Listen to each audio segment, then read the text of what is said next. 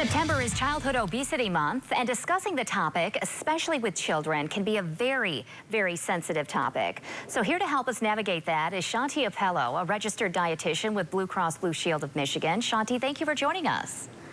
Thanks for having me today. So where does our country stand when it comes to obesity, adult and childhood? Yeah, so childhood obesity has been on the rise. Aged 2 to 19, we're seeing almost 20% of children are considered obese. So not only is that, leading to poor health outcomes during childhood, but it's also something that happens in adulthood or can increase the risk for that happening in adulthood. And of course, we know that so much of our country is dealing with chronic issues related to weight in adulthood. We're seeing higher rates of type 2 diabetes, prediabetes, heart disease, and so things that really can be prevented, and it starts in childhood. Yeah, so how do we start this sensitive conversation with a child? Yeah, so we want to encourage an open dialogue first and make sure that all parents and important relatives are on the same page when it comes to talking about this. And it really starts with being positive about your own body. So what can happen is that when adults talk about themselves in a negative way or talk about their weight in a negative way, it can really tie their self-esteem, or children learn how to tie self-esteem or lack thereof to body image.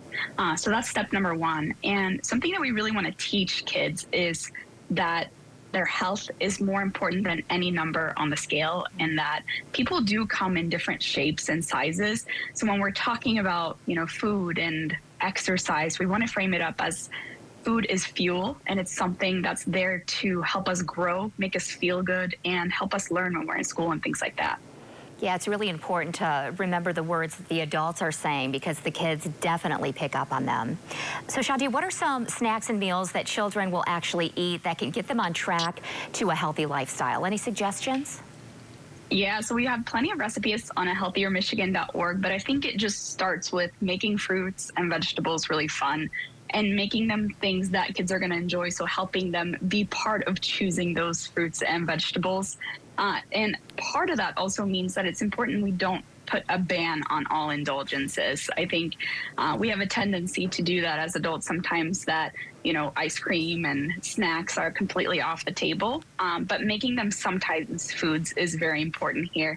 And also not making these foods as rewards. I think what happens when we make food reward for positive behaviors or good performance in school, it ties those foods to something to look forward to and places less of an emphasis on healthy foods. And it also kind of encourages a poorer relationship with food as they go into adulthood. So that's really the goal here, is shaping a healthy relationship with food. Yeah, good advice. Okay, how about helping our kids get more physically active?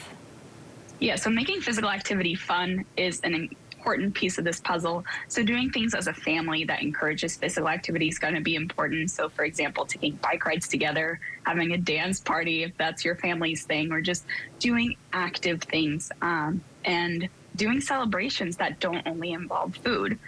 It can also mean that we don't use physical activity as a form of punishment. I think that can happen sometimes in sports, but also in our house as well. So it's important to think about the gravity of that and what it can do to a child in their relationship with food and exercise. Shanti Appello, a dietitian from Blue Cross Blue Shield of Michigan, thank you so much for the great advice.